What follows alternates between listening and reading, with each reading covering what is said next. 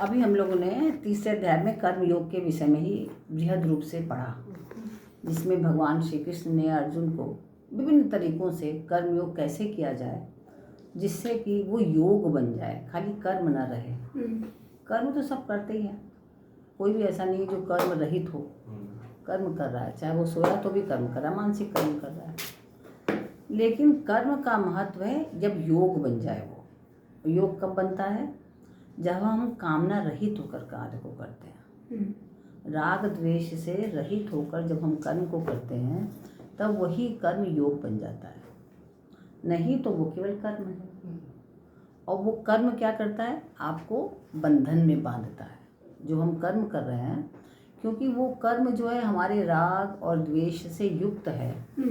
या तो हम बड़े प्यार से कर रहे हैं किसी के लिए राग से, और या तो द्वेष से युक्त होकर कर रहे हैं। अच्छा, अब हमें इसके लिए ऐसा करना है, तो आप बड़े क्रोध में आकर के मैं क्यों करूं, मेरे को क्यों कहा जाता है, आप पैर पटकते हुए हाथ पटकते हुए काम कर रहे हैं, तो वो द्वेष से युक्त हो गए, दुख से। तो वो क्या हुआ कि आपने जो वो कर्म किया उस कर्म का आपको परिणाम जन्म जन्मांतर तक भुगतना पड़ेगा। तो भगवान श्री कृष्ण बारंबार तीसरे अध्याय में समझा रहे हैं कि कर्म ऐसे करो, योगः कर्मसु कौशलम, कि कर्मों में कुशलता ही योग है ना। और ये भी कहा कि समत्वम योग उच्यते, कि समता, योग में समता ही योग है। तो क्या है कर्म में कुशलता और क्या है समता? कर्म में कुशलता यही है कि कर्म हम ऐसे करें जो कर्म हमारा बंधन कारक ना बने, जन्म जन्मांतर तक उस कर्म का भोग हमें ना भुगतना पड़े, वो कर्म हमारे लिए मुक्तिदायक बन जाए, ऐसे कर्म करें। क्योंकि जैसे माता पिता होते हैं ना, अपनी संतान से बहुत प्यार करते हैं, तो हमेशा उनको ऐसा मार्ग दिखाते हैं जिससे कि उनका मार्ग और प्रशस्त हो, अपने अनुभवों के द्वारा, है ना। बच्चों से ज़्यादा अनुभव माता पिता को होता है, तो वो हमेशा ये प्रयास करते हैं, बेटा ऐसा नहीं करो, नहीं तो तुम्हें परेशानी होगी। कहते हैं ना, ऐसे समस्याएं तुम्हारे जीवन में ज़्यादा आएंगी ऐसा कार्य करोगे तो वो बच्चे मान लें तो उनके लिए फ़ायदा होगा। तो ऐसे भगवान श्री कृष्ण जो हैं वो तो हम सबके पिता हैं, हम सबके जगत गुरु हैं वो। तो वो ऐसा बता रहे हैं कि ऐसे कर्म करो, कर्म तो करना ही है, लेकिन कर्म ऐसे करो जो बंधन कारक न हो। तो अब जो है कर्म योग में दो मुख्य बातें हैं। क्या है? एक तो कर्तव्य कर्मों का आचरण, कि हम कर्तव्य कर्म कैसे कर रहे हैं, आचरण। दूसरा है कर्तव्य कर्मों के विषय में विशेष जानकारी, जो हम कर्म कर रहे हैं उसके में जानकारी भी तो होनी चाहिए कि जो हम कर्म कर रहे हैं वो क्या है, वो कैसा है, हमारे लिए उपयुक्त है कि नहीं, हमें करना चाहिए कि नहीं, हमें उसके विषय में कितनी जानकारी है, ये करना चाहिए। और अर्जुन क्या है, कर्मों का स्वरूप से त्याग करना चाह रहे हैं। कर्म का स्वरूप उनका क्या है? युद्ध करना, क्षत्रिय धर्म है उनका, लेकिन उसका स्वरूप से ही त्याग करना चाह रहे हैं। तो इसलिए तीसरे अध्याय के आरंभ में भगवान से वो कहते हैं कि आप मुझे इस घोर कर्म में क्यों लगा रहे हैं, है ना। तो इस घोर कर्म में मुझे मत लगाइए, क्यों लगा रहे हैं? तो भगवान तीसरे अध्याय में तो भगवान अनेक प्रकार से कर्तव्य कर्मों को आचरण की आवश्यकता पर विशेष जोर दे रहे हैं कि ऐसा कर्म करो, जो विविध रूप से उन्होंने समझाया। और साथ ही कर्मयोग को समझाने की तात्विक बातें भी बताते हैं कि तत्व क्या है ना, ज्ञान विज्ञान जैसे बताया, तो ये भी बताया तीसरे अध्याय में। अभी चौथे अध्याय में कर्मयोग की तात्विक बातों को समझाएंगे। अब कर्मयोग की तात्विक बातें क्या है उस पर विशेष जोर देंगे, जो हम लोग चौथा अध्याय भी पढ़ना जा रहे हैं। तो इसमें कर्मयोग की तात्विक बातों को विशेष रूप से बताएंगे कि कर्तव्य कर्मों का पालन करना आवश्यक क्यों है, कि हमारे सम्मुख जो कर्तव्य कर्म आए उसका पालन करना हमारे लिए आवश्यक कैसे है। तो तीसरे अध्याय और चौथे अध्याय दोनों ही अध्यायों में उपयुक्त दोनों बातें कही गई हैं। कर्मयोग की इसमें भी कही गई है और कर्मयोग की इसमें भी कही है, किंतु तीसरे अध्याय में कर्तव्य कर्मों में आचरण की बात ज़्यादा कही है कि कैसा आचरण करें, और चौथे अध्याय में कर्तव्य कर्मों के विषय में समझाया गया है कि कर्तव्य कर्म का विषय क्या होना चाहिए, उसकी जानकारी दी गई है। तत्ते कर्म प्रवक्ष्यामि यज् ज्ञात्वा मोक्ष से शुभात्, कि जिससे जो कर्म योग अनादि होते हुए भी भूमंडल पर जानने वाले विशेष पुरुष के न रहने से, क्योंकि वो तो है बहुत अनादिकाल से चला आ रहा है, लेकिन आज क्योंकि लोग धीरे धीरे कोई चीज़ अगर आपने नियम बनाया तो धीरे धीरे अगर उस नियम पर विशेष ध्यान ना दिया जाए तो वो नियम जो है टूटता जाता है। और फिर धीरे धीरे क्या होता है, लुप्त प्राय हो जाता है।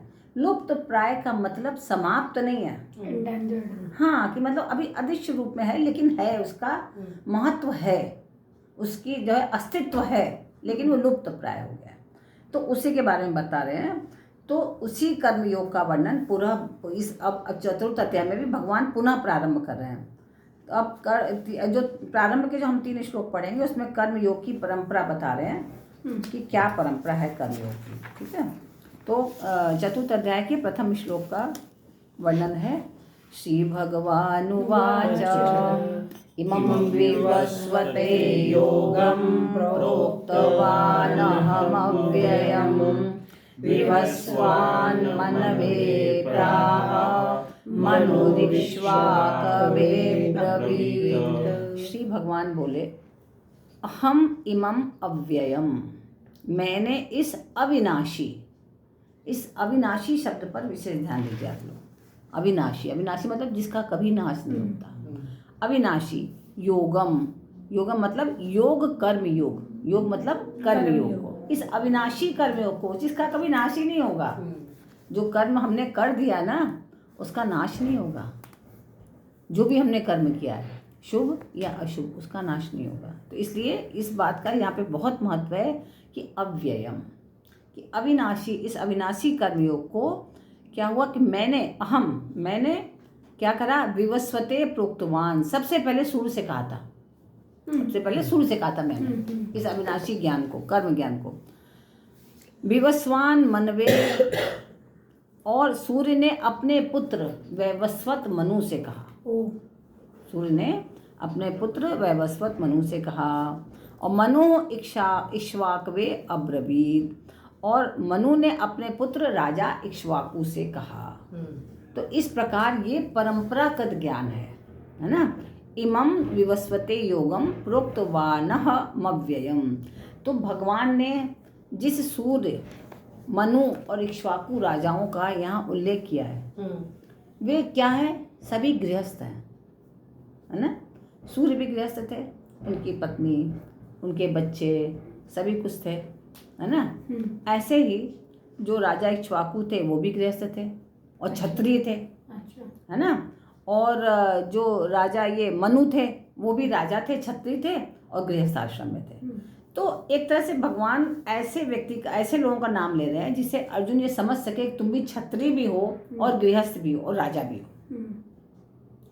तो इसलिए इस परंपरा से ये ज्ञान चला आ रहा है। जैसे कोई भी ज्ञान है, जैसे आप देखो कि अगर आप घर गृहस्थ महिला है तो आपने अपनी सास से सीखा बहुत सी चीज़, आपकी सास ने उनकी सास से सीखा, या लड़कियों ने माँ से सीखा। तो एक परंपरा से चीज़ चली आ रही है, हमारे परिवार में ये चीज़ बनती है और इस ढंग से बनती है।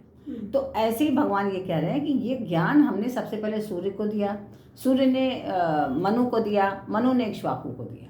तो इस तरह से परंपरा से ये ज्ञान चला आ रहा है। तो परमात्मा के साथ जीव का स्वतः सिद्ध संबंध है।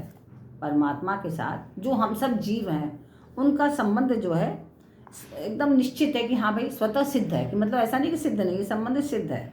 साधक को परमात्मा का होने के लिए करना कुछ भी नहीं है। हम लोग को अगर हम परमात्मा का होना चाहते हैं तो हमें कुछ विशेष कार्य नहीं करना है कि हमें कोई बड़ा विशेष कार्य करें तब हम परमात्मा के होंगे। बड़े आसान काम है परमात्मा को होने के लिए, वह तो परमात्मा का है ही। परंतु अनित्य क्रिया पदार्थ घटना आदि के साथ जब वह संबंध अपना मान लेता है, जो क्रियाएं हैं नहीं, जो अभी हुई अभी खत्म हो जाएंगी, नित्य नहीं है, लेकिन हम समझते हैं कि इसी के साथ हमारा संबंध है, यही हमारे लिए सब कुछ है और इसी आडंबर में हम जीते रहते हैं।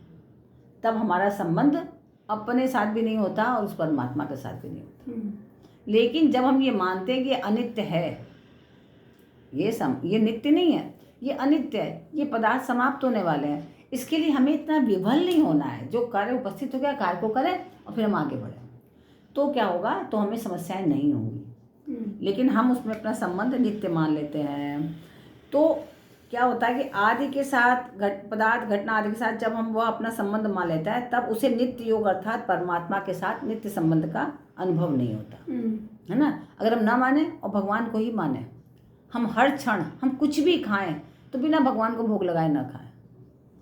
हम कोई कोल्ड ड्रिंक भी पिए ना तो पहले भगवान का ध्यान करें तब अपने आप ही समझ में आ गया कि भगवान को देना चाहिए कि नहीं देना चाहिए। जब भगवान को नहीं देना चाहिए तो हम कैसे दें, है ना। और एक आपकी बारंबार उधर श्रद्धा जाएगी, बारंबार। आपने कुछ भी खाया, प्रभु आप भोग लगाओ। अगर आप ऐसी जगह पे हैं कि हम नहीं वहाँ पे जाके भगवान के भोग लगा सकते, तुलसी दल चढ़ा सकते, तो आप जिस स्थिति में भी उस स्थिति में मानसिक रूप से समर्पित करो कि प्रभु आप भोग लगाइए। लेकिन आप उस समय सोचेंगे, जरूर अवश्य सोचेंगे कि हमें ये भगवान को भोग लगाना चाहिए कि नहीं, ये पदार्थ उनके योग्य है कि नहीं। तो जब उनके योग्य नहीं तो हम कैसे खा लें, हम तो दास हैं उनके, है ना, हम तो उनके सेवक हैं। तो हम जब दास हैं तो दास तो वही करेगा जो हमारा भगवान करेगा, है ना। तो हम भी वही खाएं, तभी हमारे लिए सुपाच्य होगा, तभी हम प्रसन्न रहेंगे। तो ऐसी भावना को निरंतर हम करें, अपने अहंकार में रह करके। कुछ भी जो ऐसे पदार्थ हैं जो अनित्य हैं, जो समाप्त हो रहे हैं, खराब हो रहे हैं, उसमें ही हम निरंतर लगे हुए हैं, तो हम कभी भी प्रसन्न नहीं हो सकते, कभी हम खुश नहीं हो सकते, हमेशा हम दुखी रहेंगे। तो उस अनित्य के साथ माने हुए संबंध को मिटाने के लिए कर्म योगी जो होते हैं, कर्म योगी शरीर, इंद्रियां, मन, बुद्धि आदि मिली हुई समस्त वस्तुओं की संसार की ही मानकर संसार की सेवा में लगा देना चाहिए। हमें जितनी चीज़ें भी मिली हैं वो सब हमें क्या करना चाहिए, संसार की है, हमारी नहीं है, तो हमें संसार की सेवा में लगाना है। हमें उसमें संकोच नहीं करना चाहिए। जैसे काम आदम सोचते हैं हम क्यों करें, वही दूसरा कर ले, भाई हमारे लिए थोड़ी ना काम है कि हम ही करते रहे, ये नहीं सोचना चाहिए। जो आ गया सम्मुख, चलो लाओ कर देते हैं। और आप देखिए इससे बड़ा आनंद आएगा। कई बार क्या होता है कि बहुत सारे लोगों को देखो, जैसे काम आया देख कर वहीं बेहोश होने लगते हैं, इतना काम, अरे बाप रे कैसे करेंगे, हम तो कर ही नहीं सकते। आप ये मत सोचो कितना काम, आप प्रारंभ कर दो। बिल्कुल, आप प्रारंभ करोगे तो थोड़ी देर बाद अंत भी उसका हो जाएगा। बिल्कुल, है ना। और आपको फर्क, आपको लगा अरे ये तो काम यूँ हो गया, पता ही नहीं चला, है ना, ऐसे लगेगा आपका। तो आपका वो काम सहज में हो जाएगा जब आपने उसको सोचा नहीं। और लेकिन सोचा तो आप बेहोशी होते रहेंगे और दिन भर यही सोचते रहेंगे, दुखी होते रहेंगे, काम हो कैसे।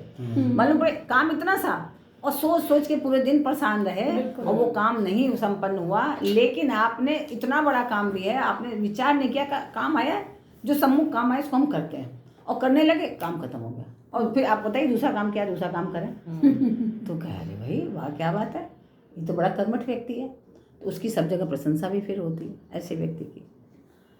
तो क्या है कि हमें ये मानना चाहिए कि जैसे धूल का छोटा सा कण भी अगर है तो इस विशाल पृथ्वी का ही एक अंश है ना। अगर इतना सा भी धूल का कण उड़ रहा है तो क्या कहाँ से आया, पृथ्वी का ही तो एक अंश है। ऐसे ही ये जो विशाल ब्रह्मांड है उसके हम एक छोटे से अंश हैं।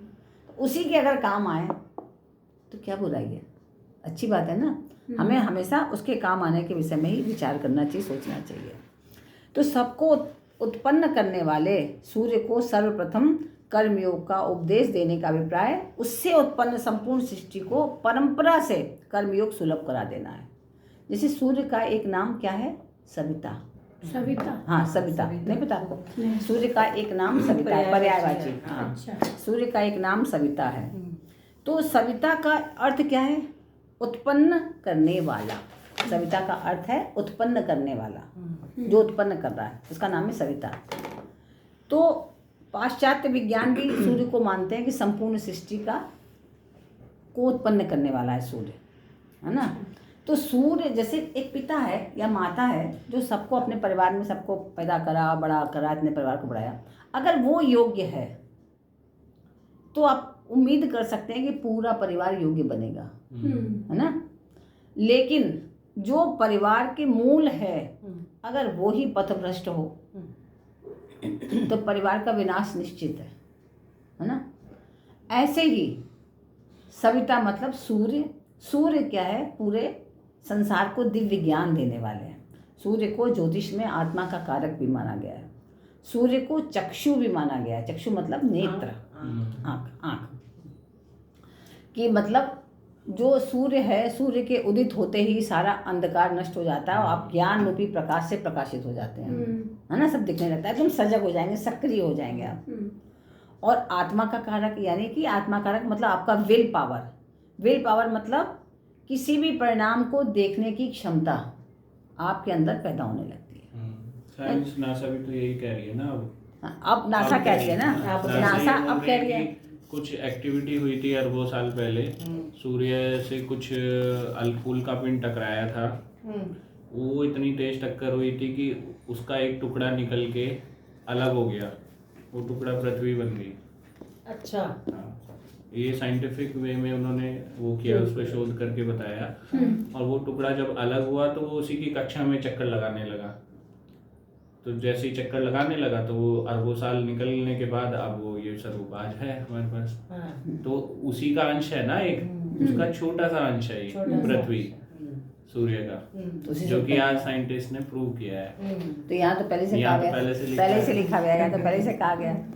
और सूर्य को हम लोग यहाँ ज्योतिष में ये कहा गया कि आत्मा का कारक, पिता का कारक। पिता क्योंकि कौन है पिता? पिता घर का मूल जड़ है, मूल जड़ पिता है घर का, तो इसलिए पिता का कारक। जिस घर के पिता स्ट्रांग नहीं होते उनके बच्चे भी बहुत ज़्यादा स्ट्रांग नहीं हो पाते, है ना। तो माता पिता, जैसे सूर्य को कहा गया है कि पिता, और चंद्रमा को कहा गया माँ, क्योंकि माँ मन है। चंद्रमा मनसो जाता, मन से चंद्रमा का उदय हुआ, मन चंद्रमा मनसो जाता। तो चंद्रमा को मन कहा गया है और माँ को भी मन कहा गया है। माँ सबके मन की बात समझ जाती है, सब बच्चों के मन की बात कोई समझता है तो माँ समझती है ना। पिता लोग तो थोड़ा सा डांट भी देंगे, थोड़ा समझा भी देंगे, लेकिन माँ उसके भाव इमोशन को समझेगी बच्चों के, है ना। तो इसी तरह चंद्रमा जो है अगर विकृत हो जाता है तो उस बच्चे का मानसिक स्थिति जो है थोड़ी गड़बड़ रहती है, हमेशा परेशान रहता है वो बच्चा। तो सूर्य को क्या है, आत्मा का ग्रह माना गया है और सूर्य को चक्षु भी माना गया है। तो सूर्य को इन्होंने सबसे पहले ज्ञान दिया, क्यों? क्योंकि सूर्य से सब उत्पन्न है। तो अगर सूर्य को ज्ञान मिला तो सूर्य ने अपने पुत्र मनु को दिया, फिर मनु ने अपने पुत्र इक्ष्वाकु को दिया। तो उससे क्या परंपरा से चला आया वो ज्ञान। तो परंपरा से आने से पूरे संसार को ज्ञान प्राप्त हो पाया, पूरा ज्ञान शुद्ध ज्ञान से युक्त हो गया संसार, ब्रह्मांड जो है शुद्ध ज्ञान से युक्त हो गया। तो कर्म कैसे किया जाए, जो कर्म क्या है, कर्म पहले सबसे क्या बताया कि अव्ययम, ये कर्म जो है अविनाशी है, जन्म जन्मांतर तक आपको इसका भोग भोगना ही पड़ेगा। कर्म का नाश नहीं होता, चाहे आप बाद में भगवान की लाख पूजा कर लो। भगवान की लोग, बहुत से लोग कहते हैं अरे हमने इतनी पूजा करी, क्या फायदा हुआ? फायदा कैसे होगा आपको? भगवान पूजा करने से पहले जो कर्म किया उसका भोग तो भोगना ही पड़ेगा आपको, उससे आप बच थोड़ ना सकते हो। तो कर्म क्या है, अविनाशी है, इसीलिए कहा गया कि अवश्यमेव भोक्तव्यम कृतम कर्म शुभाशुभम, क्योंकि मनुष्य को अपने कर्म का भोग भोगना ही पड़ेगा, चाहे कुछ भी हो जाए। हाँ, अच्छे हो, शुभ है तो शुभ, अशुभ है तो शुभ। इसीलिए यहाँ पर भगवान ने अव्ययम कहा कि अव्यय है, ये अविनाशी कर्म है। तो सूर्य के लिए कौन सा शब्द है इसमें? सूर्य के लिए है इमं विवस्वते। इमं विवस्वते, विवस्वत मतलब सूर्य। अच्छा। हाँ, विवस्वत मतलब सूर्य, इमं विवस्वते, हाँ सूर्य से, ठीक है। तो अब क्या है कि विवस्वान मन में प्राह मनुरिक्ष्वाक वे ब्रिवेद। कर्मयोग गृहस्थों की खास विद्या है। कर्मयोग कौन कर रहा है? गृहस्थी तो कर रहे हैं। तो कर्मयोग गृहस्थों की खास विद्या है, जो गृहस्थ आश्रम में रहते हैं। ब्रह्मचर्य, 4 अवस्थाएं हैं ना, ब्रह्मचर्य, गृहस्थ, वानप्रस्थ और संन्यास। अब इन सब में देखिए तो गृहस्थ आश्रम में जो है वो सबसे ज़्यादा कठिन काम है।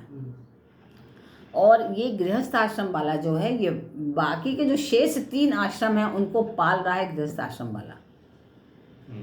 ब्रह्मचारी कहाँ भिक्षा मांगने जाता है? भिक्षाम देहि मातः, गृहस्थ आश्रम में। सन्यासी कहाँ भिक्षा मांगने जाता है? गृहस्थ आश्रम में। और वानप्रस्थी को भी कौन सहायता करता है? गृहस्थ आश्रम वाला। तो गृहस्थ आश्रम तो सबसे कठिन कार्य है।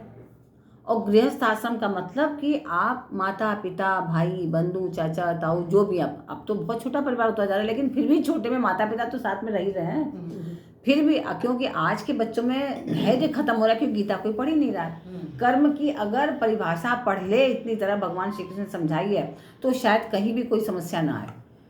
हर कोई सोचे कि मैं कर्म करूं और निस्वार्थ भावना से करूं। आज झगड़ा अगर कहीं है तो इसीलिए कि हम क्यों करेगा, हम तो पड़े रहे, आराम करें। तो ये भावना जो है आपके अंदर विद्रोह पैदा कर रही है या ईर्ष्या दे रही है। देखो हर समय मेरे से लोग कहते हैं, तो ये भावना, तो ये इन 4 आश्रमों में गृहस्थ आश्रम भी मुख्य है। और क्योंकि गृहस्थ आश्रम मुख्य है तो इन्होंने बताया कि जो भगवान सूर्य है वो भी गृहस्थ हैं, और जो मनु हैं वो भी गृहस्थ हैं, और जो इक्ष्वाकु हैं वो भी गृहस्थ हैं।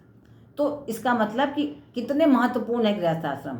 और अर्जुन तुम स्वयं भी गृहस्थ हो, तो इसलिए उस ज्ञान को तुम समझो जो अविनाशी है, उस कर्म को समझो, क्योंकि अभी अगर तुम अपने कर्म से च्युत हो गए तो तुमको इसका फल जन्म जन्मांतर तक भुगतना पड़ेगा। बच नहीं पाओगे तुम, क्योंकि तुम्हारा कर्म इसमें क्षत्रिय कर्म है, तुम्हारा धर्म है, तुम्हारा ही है।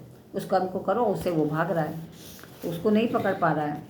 तो गृहस्थों को अर्जुन के माध्यम से मानो संपूर्ण गृहस्थों को सावधान कर रहे हैं भगवान श्री कृष्ण कि तुम लोग अपने घर की विद्या कर्म योग का पालन करके घर में रहते हुए ही परमात्मा को प्राप्त कर सकते हो। वो किसी दूसरे आश्रम में जाने की जरूरत नहीं है। कि क्या होता है कि आदमी, जो आप जनरली देखिए, लोग घर से घबराए कि हम तो जा रहे हैं संन्यास लेने, इसलिए संन्यास नहीं ले रहे हैं कि उनके मन में विरक्ति है, इसलिए संन्यास ले रहे हैं कि उनके मन में अपने प्रति अनुराग ज़्यादा है। कि हमें सब सुख सुविधा मिले और हमें किसी का काम न करना पड़े। इसलिए सबसे अच्छा है कि साधु सन्यासी बन जाओ और गेरुआ वस्त्र पहन के और सब जगह जाओ और जो मर्जी करो। हाँ, जिम्मेवारी से मुक्त हो जाओ। चोपड़ा जी बताओ, गीता नहीं पढ़ना चाहते कि बंधन में नहीं बंधना चाहते? बंधन में नहीं बंधना चाहते, वो उसको बंधन समझ रहे हैं, बंधन, जबकि ये बंधन मुक्त है, मुक्ति का रास्ता है, मुक्ति का रास्ता है, और कह रहे हैं बंधन में। तो क्या किया जाए ना, तो भाई बंधन समझ रहे हैं उसको, वो उनकी अपनी समझ है। तो ये गृहस्थ आश्रम को भगवान श्री कृष्ण जो है अर्जुन के माध्यम से उपदेश दे रहे हैं। देखो, जितने भी हम घर गृहस्थी वाले, हमें तो बड़ा अपने ऊपर गर्व होना चाहिए, अभिमान होना चाहिए कि हम वो गृहस्थ आश्रम वाले हैं कि जो हम बाकी शेष 3 आश्रमों वालों को भी पूर्ण सहयोग कर सकते हैं। ईश्वर ने हमें वो योग्यता दी है कि हम सबका सहयोग करने में समर्थ हैं, हम लोग कर सकते हैं, है ना। ऐसा नहीं कि भाई अब वो बेचारे सन्यासी तो किसी के लिए नहीं कर सकते, वो खुद ही भिक्षा मांग के खा रहे हैं। ब्रह्मचारी भी नहीं कर सकते, खुद ही भिक्षा मांग के खा रहे हैं। अब वानप्रस्थ आश्रम वो घर को त्याग करके जा चुके हैं वन में, तो वो भी किसी का तो सहयोग कौन कर सकता है, हम लोग तो कर सकते हैं। तो हमें तो कहते हैं जो गृहस्थ आश्रम में वाले होते हैं, हमारे गुरुदेव कहते थे कि हम गृहस्थ आश्रम वाले, एक बार उन्होंने, हमारे गुरुदेव ने अपने, उनको आनंद महिमा का नाम सुना है आप लोग ने? आनंद महिमा बहुत बड़ी तपस्विनी, बहुत बड़ी तपस्विनी महिला थी। हाँ, उनका आश्रम आज की डेट में भी पूरे भारतवर्ष में है, और हो सकता है विदेश में भी हो तो नहीं पता, लेकिन भारतवर्ष में तो है। तो वो हमारे गुरुदेव का प्रवचन सुनने आती थी वो हमेशा। तो एक बार गुरुदेव ने कहा कि माँ आप घर आना, आश्रम आना। उनके घर का नाम, हमारे गुरुदेव के घर का नाम सिद्धाश्रम। हाँ, तो उन्होंने कहा कि माँ, आपके गुरुदेव कौन थे? श्री संत छोटे जी महाराज। ये जो, हाँ, अच्छा, तो काशी नगरी में। अच्छा, ये वहीं पे थे? हाँ, वहीं पे थे। तो उन्होंने कहा कि माँ, आनंद माँ से कि आप हमारे घर पर आश्रम में आना। तो उन्होंने कहा कि नहीं, मैं गृहस्थों के आश्रम में नहीं जाती। तो उन्होंने बोला कि मैं ब्रह्मचारियों का पिता और सन्यासियों का दादा हूँ, मैं तुम्हें आज्ञा देता हूँ पुत्री, घर में पधारो। तुरंत हाथ जोड़ के खड़ी हो गई, कहती मैं अवश्य आऊँगी बाबा, मैं अवश्य आऊँगी आपके घर। तो अवश्य आई, फिर वो उनके पास आई और वहाँ आके समाधिस्थ हो गई थी। अच्छा, एकदम समाधिस्थ हो गई। बहुत बहुत महान महिला थी वो, सिद्ध महिला जिसको कहा जाए, आनंद महिमा उनका नाम था। तो गृहस्थ आश्रम वाले जो हैं वो तो बहुत सौभाग्यशाली हैं। बस ये कि अपने कर्तव्य कर्म को समझें कि जो हमें कर्म मिला है, अगर हम उसको वैसे समझ के करेंगे तो बहुत सारी समस्याओं का नाश हो जाएगा और हमारे बच्चों को, आगे की संतानों को बड़ी अच्छी शिक्षा मिलेगी। वो भी बड़े प्रफुल्लित होकर अपने हर कर्म को कर सकेंगे जो भी कर्म मिला है। नहीं तो जैसे हम परेशान हो रहे हैं वैसे वो भी परेशान होंगे, वो भी दुखी होंगे, क्योंकि उन्होंने देखा वही है, उन्होंने और कुछ सीखा नहीं है। अपने कल्याण के लिए गृहस्थ आश्रम की अपेक्षा संन्यास आश्रम को जो श्रेष्ठ समझते हैं तो वो उनके लिए श्रेष्ठ नहीं है, क्योंकि संन्यास आश्रम इतना महान नहीं है। सन्यासी के द्वारा जो परमात्म तत्व प्राप्त किया जा सकता है वही परमात्म तत्व कर्मयोगी गृहस्थ आश्रम में रहकर भी सावधानी पूर्वक प्राप्त कर सकता है, अगर अपने कर्म को सावधानी पूर्वक करे तो। क्योंकि अगर सावधानी पूर्वक करेगा, बड़ा सेवा भाव से करे, सेवा भाव से अगर करेगा, कुछ भी काम मिला हो, आप अगर नानी दादी है ना, अगर आपको बच्चों को खिलाने का भी काम मिला, आप सोचो ये सेवा मिली है प्रभु की, ये हम बाल रूप को खिला रहे हैं। हाँ, आप सोचो कि हम कृष्ण को खिला रहे हैं, कृष्ण के बाल रूप के संग खेल रहे हैं, तो देखिए आपको आनंद आने लगेगा। ये लगेगा अरे बच्चों ने हमको देखो इतना जिम्मेदारी दे दी, मैं तो परेशान हो गई। तब आप परेशान रहेंगे और दुखी रहेंगे। और जब ये सोचे करेंगे कि बंदो बाल रूप सोई रामो, कि हम तो इन बालकों को, हमारे गुरुदेव हमेशा ये कहते थे कि जो भी नन्हे मुन्ने बाइयों के बच्चों को भी अपने बगल में बैठा के खिलाते थे। कहते कि बालक तो यही तो राम और लक्ष्मण है, बंदो बाल रूप सोई रामो। तो वो भाव जब आपके में आ जाएगा तो वो कर्म जो है उत्कृष्ट हो जाएगा। तो कर्म योग गृहस्थों की मुख्य विद्या कर्म योग है गृहस्थों की, और संन्यास आदि अन्य आश्रम वाले भी इसका पालन करके परमात्मा तत्व को प्राप्त कर सकते हैं, उनका अनुसरण करके, कि जैसे वो सेवा भाव से कर रहे हैं, अगर वो भी सेवा भाव से वैसे ही सबके लिए करेंगे तो क्या है कि प्राप्त परिस्थिति का सदुपयोग ही कर्म योग है। जो भी हमें परिस्थिति प्राप्त हुई है उसका उपयोग करना ही कर्म योग है। परिस्थिति हमें प्राप्त हुई, आपको जैसे हमने उस दिन इनको आवाज़ लगा, रात में 2 बजे ही उपस्थित हो गए, तो परिस्थिति ऐसी थी कि वो तुरंत आए और उन्होंने सहयोग किया। तो प्राप्त परिस्थिति का सदुपयोग, कोई आवाज़ लगा, अरे जा कहाँ रात के समय जाएंगे हम, और ढक के सो गए, तो आपने तो अपने बांध दिया अपने कर्म में, बंधन बंध गया। अब आपको जब आवश्यकता पड़ेगी कोई उपस्थित नहीं होगा आपके लिए, अब बंधन में बंध गया, बंद अपने लिए कर्म जो है आपने ऐसा बांध दिया। तो ये बहुत बड़ी बात है। तो क्रियाओं और पदार्थों में राग होने से, अर्थात उनके साथ अपना संबंध मानने से कर्म नहीं होता, कर्म योग नहीं होता, क्योंकि हमने उनसे अपना संबंध मान लिया ना, उससे या तो राग मान लिया या द्वेष मान लिया, तो फिर वो कर्म योग नहीं होगा। और गृहस्थ में रहते हुए भी सांसारिक भोगों से अरुचि, संसार, आप देखो जो पहले की जो दादियाँ या माँ होती थी, अपना एक सफ़ेद कपड़ा पहन के किचन में खाना बनाती थी हमेशा, कितनी भी उम्र हो जाती थी। उसको कहते थे मोटका कहते थे, मोटका, वो कपड़ा, मोटी कॉटन की साड़ी पहन करके, एकदम मोटी कॉटन की, और उससे आराम भी रहता था, और खाना खुद बनाती थी, किसी बहू किसी को नहीं बना देती थी, घर किसी को छूने नहीं देती थी। कहते थे सुच्चा पवित्र इतना मानते हैं। और वो अपना कर्म जब तक जीवित रहती थी, खाना तो अपने हाथ से ही बनाती थी, और बाकी काम बहुएं करें, लेकिन वो खाना नहीं किसी से बनवाती थी।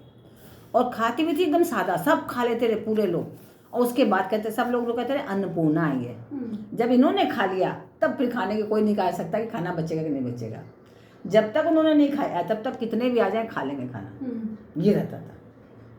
मेरी मदीना ऐसे ही करती थी, उन्होंने मुझे भी यही सिखाया कि जब तक तुम ठीक हो, तो जब बहुएं आ जाएं तुम्हें अपना चौका खुद संभालना है। और वो लास्ट में एक रोटी लेती थी, सी वॉज 99 ईयर्स ओल्ड, जब उनकी डेथ हुई तो उसमें से कुत्ते का, चिड़िए का सब निकाल नुकुल के हाफ खाती थी वो।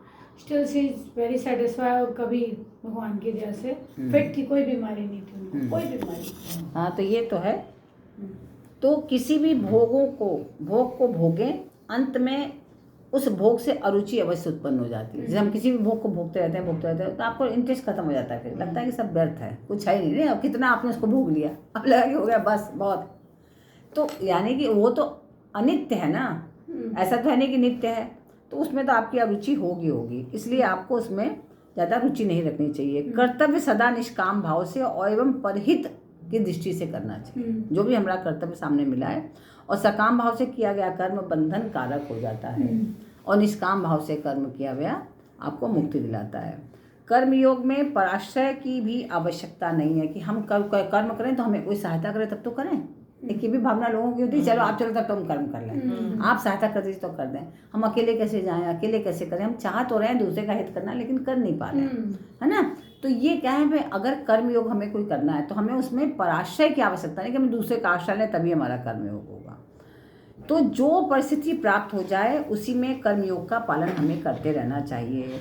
कर्मयोग के अनुसार किसी के कार्य में आवश्यकता पड़ने पर सहायता कर देने से क्या होता है, वो सेवा हो जाता है ना। अगर हमने किसी की ज़रूरत पड़ी, आवश्यकता पड़ी, हमने उसमें उसका कर्म किया तो हमारी होगी सेवा। एक तो ये हो गया। दूसरा ये हो गया कि हम ये ढूंढते जा रहे हैं कि किसी को सहायता हो तो हम काम करें, किसी को सहायता तो हम काम करें, तो फिर वो सेवा नहीं कहलाएगी, वो कहलाएगा कर्म, क्योंकि वो परिस्थिति जन्य नहीं है। अगर परिस्थिति है तो कर, यानी कि आप किसी का आशुभ भी तो सोच रहे हो कि भाई किसी का खराब हो तो हम काम करें, सब किसी की सहायता कर दें, भाई ये क्यों सोच रहे हो आप, ये किसी का खराब हो तो करें। अगर किसी का ऐसी कोई अशुभ स्थिति आ गई आपके सम्मुख सहायता करने लगे तो आप करिए, वरना आप चिंतन मत करिए, तो वो भी सेवा नहीं होगी, वो भी सेवा कार्य नहीं है। तो प्राप्त परिस्थिति का सदुपयोग ही कर्म योग है, जो भी प्राप्त परिस्थिति हुई है। अब दूसरे श्लोक में भगवान श्री कृष्ण बता रहे हैं, एवं परंपरा प्राप्त